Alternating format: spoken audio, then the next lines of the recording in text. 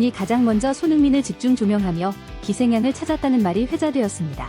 멕시코와 남아프리카 공화국과의 연이은 패배 소식은 국내외 축구 팬들의 마음을 무겁게 했고, 대한민국 축구대표팀은 2026 피파 월드컵 조별리그 2경기에서 모두 0대1로 패하는 아픔을 맛보았습니다. 특히 조별리그 최종전에서 벌어진 충격적인 탈락은 전 세계 축구계에 큰 파장을 일으켰습니다. 단순한 경기력 저하나 우연한 실패로 치부하기 어려운 상황 속에서 조 3위를 목표로 한 고의 패배설이라는 음모론까지 등장하며 논란은 걷잡을 수 없이 확산되었습니다. 심지어 피파가 공식 조사를 착수한다는 소문까지 돌며 국민들의 시선은 의심과 분노로 점차 번져갔습니다. 이 혼란과 비난의 한가운데 대중은 책임자를 찾기 시작했습니다. 가장 먼저 지목된 인물은 바로 대한민국 축구대표팀의 주장 손흥민이었습니다. 이번 대회에서 단 한 골도 기록하지 못한 그의 무기력한 모습은 날카로운 비판의 대상이 되었고, 손흥민 시대는 이제 끝났다는 냉혹한 평가가 쏟아졌습니다. 영국의 탭로이드 신문은 이 같은 비난을 헤드라인으로 내세우며 전 세계인의 이목을 집중시켰습니다. 무거운 침묵 속의 사람들은 손흥민을 외면했고, 그를 비난하는 목소리에 동조하는 분위기가 형성되었습니다. 그러나 이 보도가 나온 지 몇 시간도 지나지 않아 유럽 축구계에 권위 있는 인물이 입을 열었습니다. 런던 스포츠 통계기관 업테가 발표한 리포트가 바로 그것이었습니다. 그가 공개한 수치는 충격적이었습니다. 남아공전에서 손흥민은 최고 속도 시속 35.2km를 기록하며 양팀 공격수 중 가장 빠른 스피드를 보여주었습니다. 경기 내내 그가 질주한 고강도 스프린트 거리만 해도 무려 366.6m에 달했는데, 이는 그가 주로 활약하는 프리미어리그 평균을 훨씬 뛰어넘는 수준이었습니다. 말 그대로 심장이 터질 듯한 움직임이었고, 이 수치들은 결코 거짓말을 하지 않았습니다. 과연 이것이 태업일까요? 쇠퇴하는 34세 베테랑 공격수의 움직임일까요? 절대 그렇지 않습니다. 리포트의 첫 문장에는 이렇게 적혀 있었습니다. 경기장에서 가장 외롭게 질주한 한 명의 거인. 대중은 TV 화면에 비친 무기력한 결과만 보았지만 보이지 않는 그라운드 한켠에서 손흥민의 다리는 젖산으로 가득 차 있었던 것입니다. 그렇다면 왜 세계적인 공격수가 이렇게 고립되어야 했을까요? 답은 명확했습니다. 당시 홍명보 감독이 고집한 300 수비 시스템 때문이었습니다. 대표팀은 수비 라인에 5명의 선수를 배치하며 철저히 수비를 강화했으나 최전방의 손흥민은 완전히 고립되어 있었습니다. 공을 전진시키는 빌드업에서 핵심 역할을 담당해야 할 미드필더진 역시 제대로 기능하지 못했습니다. 데이터가 이를 극명하게 보여줍니다. 대한민국 대표팀의 후방 패스 성공률은 91.2%에 달했지만 그중 84%가 의미 없는 횡패스나 뒤로 찌르는 패스였습니다. 앞으로 나아가는 전진 패스는 단 16%에 불과했고, 공은 오직 수비진에서만 돌고 돌았습니다. 손흥민에게 전달된 패스는 경기당 평균 3.4회에 불과했으며, 그마저도 수비수 2~3명의 견제를 받는 불안정한 롱볼이 대부분이었습니다. 결국 손흥민은 직접 빌드업에 나설 수밖에 없었고, 하프라인 근처나 심지어 중앙 수비수 위치까지 내려와 공을 받는 상황이 반복되었습니다. 골문에서 50m 이상 떨어진 위치에서 패스를 찌른다는 것은 공격수로서 치명적인 모순이자 동료들에게 공간을 열기 위해 감내해야 했던 전술적 희생이었습니다. 세상은 이를 무기력함이라 불렀지만 사실 그것은 참담한 희생이었습니다. 그라운드 안에서 손흥민의 존재감은 오히려 대단했습니다. 상대팀의 움직임이 이를 증명합니다. 남아공의 수석 코치는 경기 후 인터뷰에서 우리 전술은 단 하나, 손흥민의 시야를 차단하는 것이었다고 고백했습니다. 경기 내내 남아공 수비진은 손흥민이 공을 잡는 순간 즉시 압박을 가했으며 0.6초 이내에 최소 2명에서 3명이 더블팀으로 달려갔습니다. 그의 주변에는 촘촘한 그물망과 같은 수비가 형성되어 그가 얼마나 위협적인 존재였는지를 반증했습니다. 비록 전술적 한계로 인해 한국의 창끝이 묵혔지만 실제 경기장에서 손흥민이 만들어내는 압박감과 영향력은 엄청났습니다. 데이터 또한 이를 뒷받침합니다. 손흥민이 경기장 중앙에서 상대의 시선을 끌고 움직일 때마다 상대 수비 라인은 좌우로 평균 4.2m씩 벌어졌습니다. 그가 공을 소유하지 않고 단순히 움직이기만 해도 수비 라인에 균열이 생겼고, 동료들이 그 균열을 타고 침투했다면 경기는 한국의 승리로 끝났을 것입니다. 그러나 당시 전술에는 이런 기회를 살릴 만한 계획이 전혀 없었습니다. 결국 기회는 허무하게 흘러갔습니다. 그렇다면 고의 패배설이라는 음모론의 진실은 무엇일까요?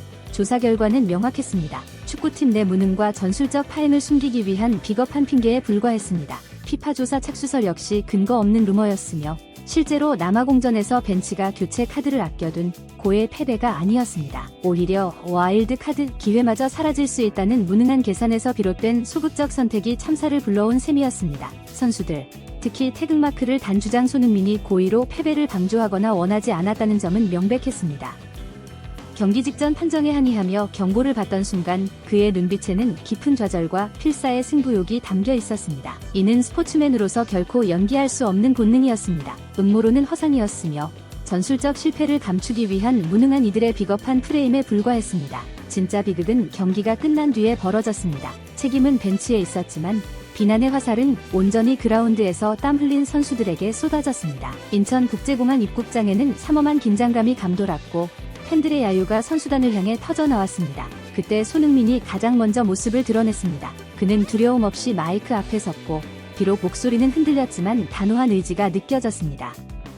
모든 책임은 저에게 있습니다. 선수들은 감독님 지시대로 최선을 다했습니다. 전술적 영향력조차 제대로 발휘하지 못했던 감독을 대신해 날카로운 비난의 화살을 온몸으로 막아낸 순간이었습니다. 축구 관계자들은 탄식했습니다. 시대의 보석이라 불리는 선수를 품고도 그 재능을 낭비해버린 현실에 대한 안타까움과 실패의 짐을 영웅에게 전가하는 비정한 현실에 대한 아쉬움이었습니다. 하지만 이 침묵을 깨고 유럽의 명장들이 목소리를 내기 시작했습니다. 가장 먼저 입을 연 이는 조세 무리뉴 감독이었습니다.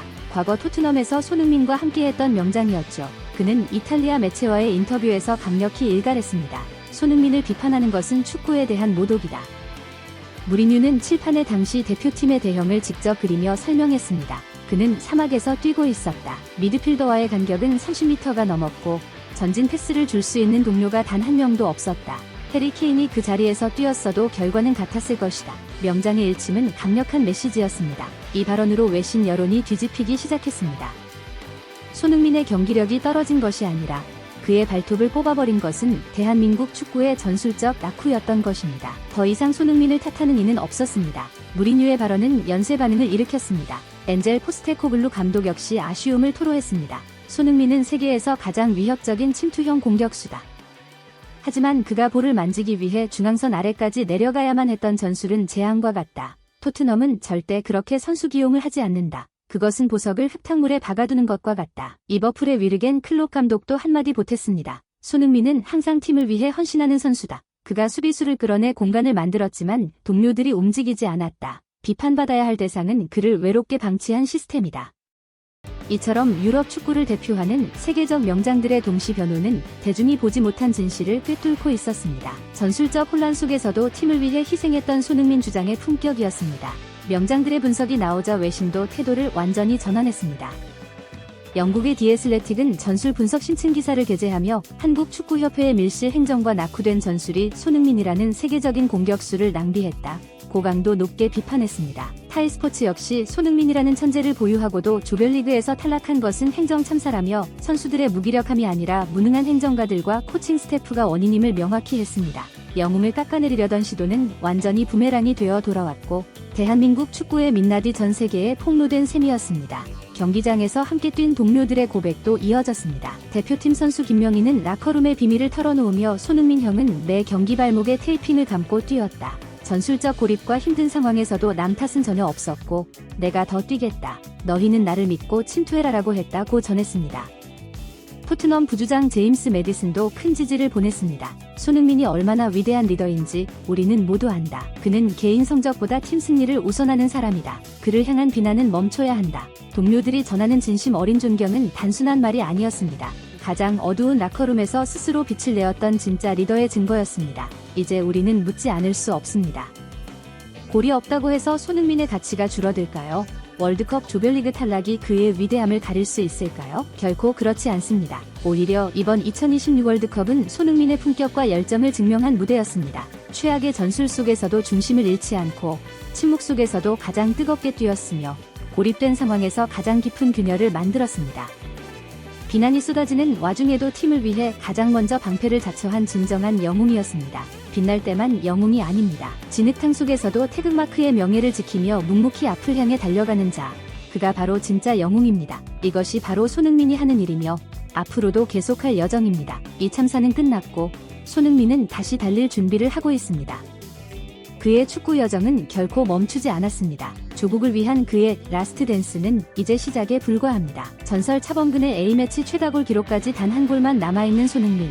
그는 역사적인 돌파를 목전에 두고 있습니다. 비바람은 반드시 지나갈 것이며 우리는 그의 위대한 발자국을 영원히 기억할 것입니다. 월드컵은 계속됩니다. 오늘도 손흥민과 대한민국 축구 대표팀의 로고에 깊은 감사를 전하며 좋아요와 구독으로 응원해주시면 큰 힘이 될 것입니다.